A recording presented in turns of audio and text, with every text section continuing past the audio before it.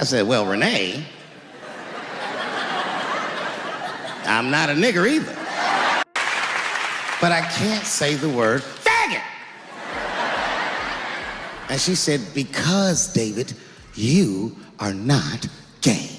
But you see, what I didn't realize at the time and what Kevin had to learn the hard way is we were breaking an unwritten and unspoken rule of show business. And if I say it, you'll know that I'm telling you the truth. The rule is that no matter what you do in your artistic expression... Ever wonder why some celebs seem to vanish overnight? It's not always drugs or scandals. Sometimes it's because they dared to speak up against the woke mob. Let's make a deal. If you smiled, learned something, or had an aha moment... You know who I mean. Those people that took 20% of the alphabet for themselves. You are never, ever allowed to upset the alphabet people. I'd say the letters, but I don't want to conjure their anger. It's too late now. I'm talking about them L's and them B's and them G's and the T's. Give this video a thumbs up and subscribe. Don't leave me hanging. Did you hit it? Cool, thanks. Now let's dive back in. Take Dave Chappelle. Guy was on top of the world, then boom, can't even step into Netflix without protests. All because he cracked some jokes about trans issues. Is this really what we've come to? Comedians getting canceled for doing their job? Remember when Dave Chappelle was the king of comedy? Man, he had it all. Hit show, millions of fans, and a fat paycheck. But then, poof, he just vanished. Like, what the hell happened? So here's the deal. Chappelle's always been known for speaking his mind, right? Well, turns out that didn't sit too well with some TV bigwigs. Picture this. Chappelle's in his dressing room, and these execs are trying to tell him what he can and can't say in his sketches. Like, seriously? Who do they think they are? But Chappelle?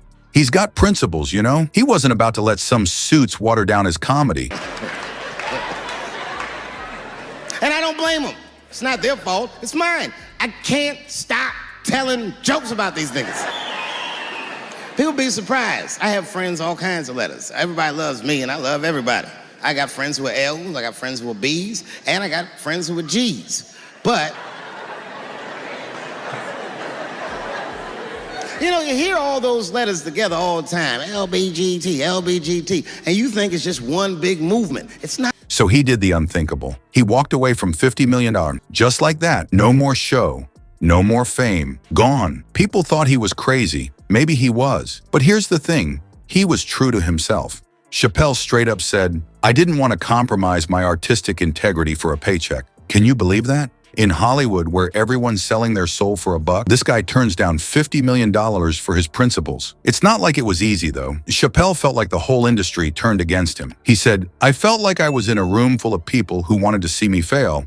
I had to get out before I lost myself completely. That's some heavy stuff, right? So what made Dave Chappelle walk away from $50 million? It wasn't the money, it was his integrity. Weird time phone call, wasn't it? It's like his phone is gay.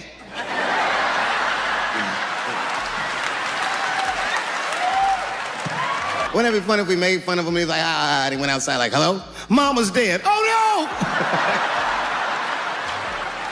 no! Mama's dead. Like I was saying, my guess is the G's are driving that car. He wasn't going to let some exec tell him what jokes he could or couldn't make. He'd rather be broke than be a sellout. But here's where it gets interesting. Chappelle's gone, right? Well, not quite, because this is just the beginning of his story. He might have walked away, but he didn't stay away. And when he came back, oh boy, that's when things really kicked off. You gotta wonder though, in today's world, where everyone's so quick to cancel anyone who steps out of line. In fact, we built these roads. The rest of you buckle up, we'll get you to where you want to go. That makes sense to me, because there's white men in the G's. And these people are trying to get around discrimination and oppression. And you know how white dudes are. We know these roads. So the G's are just driving the car. Of course, next to the G's in the passenger seat is the L's. Everybody likes the L's.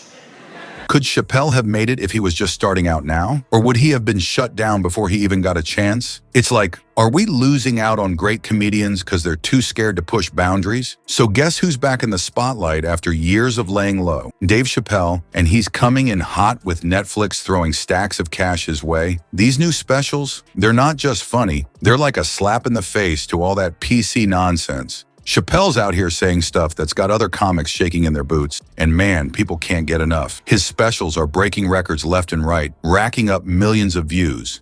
I don't know what that's about. I just know the G's don't like him that much. And the G's always say like little subliminal digs on him. It's unnecessary shit. It's not mean, but you know what I mean? They just be like, I wouldn't wear that.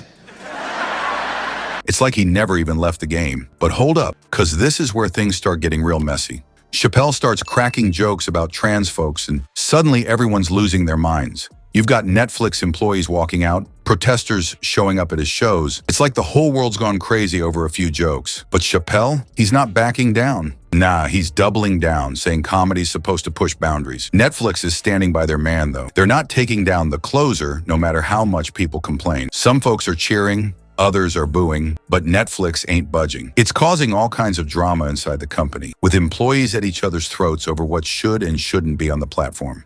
You want to know how bad it got? Dozens of Netflix employees actually walked out in protest. They're all fired up about the company supporting Chappelle's special. It's like a civil war in there, with people arguing about what's more important, making money or making everyone feel warm and fuzzy. Chappelle's not taking this lying down, though. He's out here saying stuff like, you want a safe working environment at Netflix? Well, it seems like I'm the only one that can't go to the office anymore. Dude's got a point, right? He's the one who can't even show his face without people freaking out. But here's the kicker.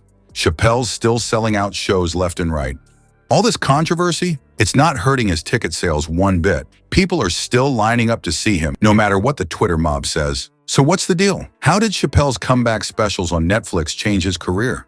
They made him bigger than ever, sure, but they also put a big old target on his back. Now he's caught in this crazy storm, with people either loving him or hating him. No in between. You gotta wonder, is this the end of Chappelle's comeback? Or is it just the beginning of something even bigger?